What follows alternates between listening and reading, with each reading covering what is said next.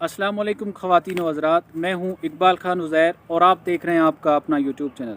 ख़वातीन व हज़रात, आज हम पर्शियन लैंग्वेज लर्निंग कोर्स के हवाले से तीसरा एपिसोड ला रहे हैं, यानी आज हम पढ़ने जा रहे हैं how to make sentences in Persian language, जिसे हम पर्शियन में यूँ कह सकते हैं जुमले हारा दर ज़ुबान फ़ारसी चतुर बिसाज़ीम, और इसका उर्दू तर्जमा जुमला जात जो है जुमला फ़ारसी में कैसे बनाएं।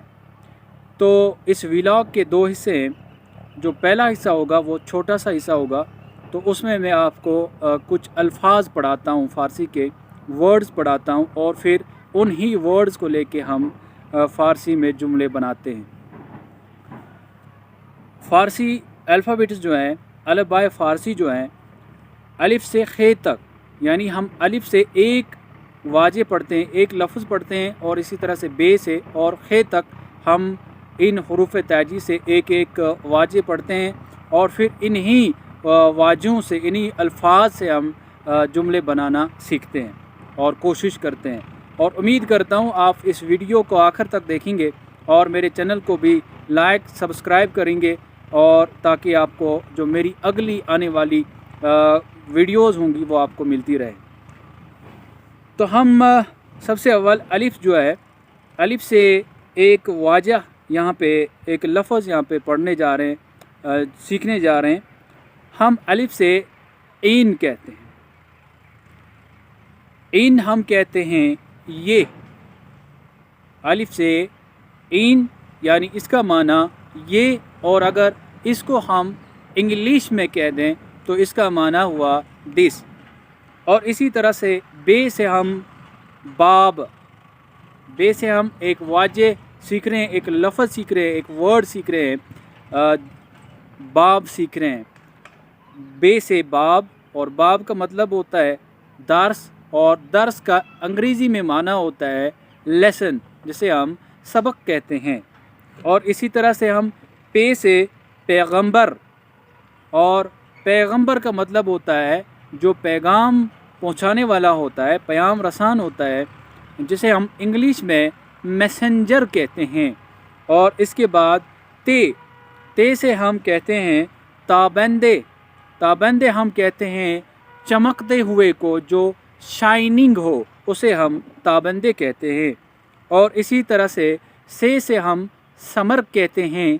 समर हम समर हम फल को कहते हैं, और समर हम जब हमें किसी जगह कोई चीज़ हासिल हो जाती है, किसी चीज़ का हसूल होता है, उसे हम समर कहते हैं।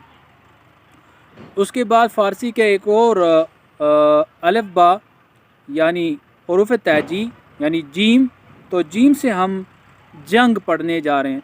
जीम से जंग, यानी जंग का मतलब होता है वार, लड़ाई करना। और इसी तरह से चे जो है, चे से हम चप पढ़ रहे हैं। चप हम लेफ़्ट साइड को कहते हैं। और इसी तरह से है जो होता है, है से हम यहाँ पे हसद पढ़ रहे हैं। हसद का मतलब होता है बुग़्ज़, किसी का कीना होना, किसी के बारे में अच्छा ख्याल न रखना, उसे हसद कहते हैं। और इसी तरह से खे से हम यहाँ पे खादिम पढ़ रहे हैं। खादिम हम सर्वेंट को कहते हैं, या हम उस बंदे को कहते हैं जो हमारी खिदमत करता है। इस तरह से हमने अलिफ़ से खे तक जो हरूफ ताजी हैं, फ़ारसी के अलफ़बाए फ़ारसी हैं, इनसे हमने एक एक वाजे सीखा। आइए अब हम फ़ारसी जुमला बनाना सीखते हैं। सबसे अव्वल मैंने आपको यहाँ पे कहा अलिफ़ से इन। इन मतलब ये होता है, इन मतलब दिस होता है। और इसी तरह मैं यहाँ पे अलिफ़ से आपको दो अल्फाज और सिखा रहा हूँ। अलिफ़ से आन होता है, आन का मतलब वो होता है। और ये जो सारी चीज़ें आपकी ऑलरेडी स्क्रीन पे ज़ाहिर हो रही हैं, और आप स्क्रीन से इन अल्फाज को मुलाहिज़ा फरमा सकते हैं। और मैं कह रहा हूँ अलिफ़ से आन, आन मतलब वो, जिसे हम इंग्लिश में दैट कहते हैं। अलिफ़ से आस्त, आस्त मतलब है होता है, यानी कोई चीज़ होना, और इसको हम इंग्लिश में इज़ कहते हैं। और अब हम कोशिश करते हैं जो हमने अल्फाज सीखे इन्हीं से जुमला जात बनाने की।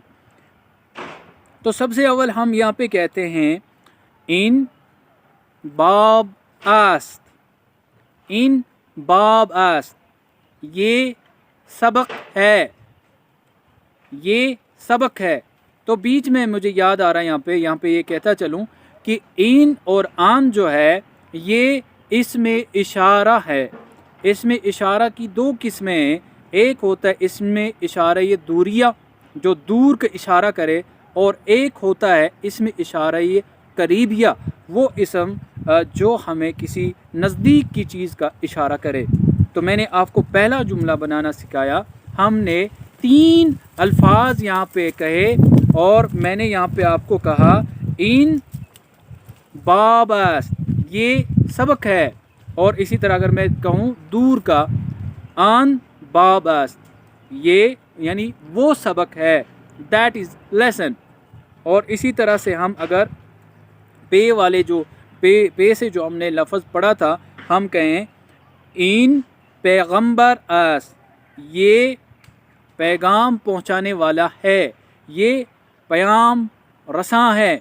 और अगर हम कहें आन पैगंबर अस्त, वो पैगंबर है। इसी तरह अगर हम ते से जुमला बनाते हैं तो हम कहते हैं इन ताबंदे अस्त, ये चमकता है। हम कहेंगे आन ताबंदे अस्त, वो चमकता है। ये सारे जुमले आपकी स्क्रीन पे ज़ाहिर हो रहे हैं। और इसी तरह से हम कहते हैं इन समर अस्त, ये फल है। हम कहेंगे आन समर अस्त, वो फल है। इसी तरह से हम कहेंगे इन जंग अस्त, ये लड़ाई है, आन जंग अस्त, वो लड़ाई है। और इसी तरह से हम चे से जो हम पढ़ रहे हैं इन चप अस्त, ये बायां हिस्सा है, आन चप अस्त, वो बायां हिस्सा है, यानी जो हमारा लेफ्ट साइड है। और इसी तरह से हम कहेंगे इन हसद अस्त, ये हसद है, ये बुग़्ज़ है, अन हसद अस्त, वो हसद है, वो बुग़्ज़ है।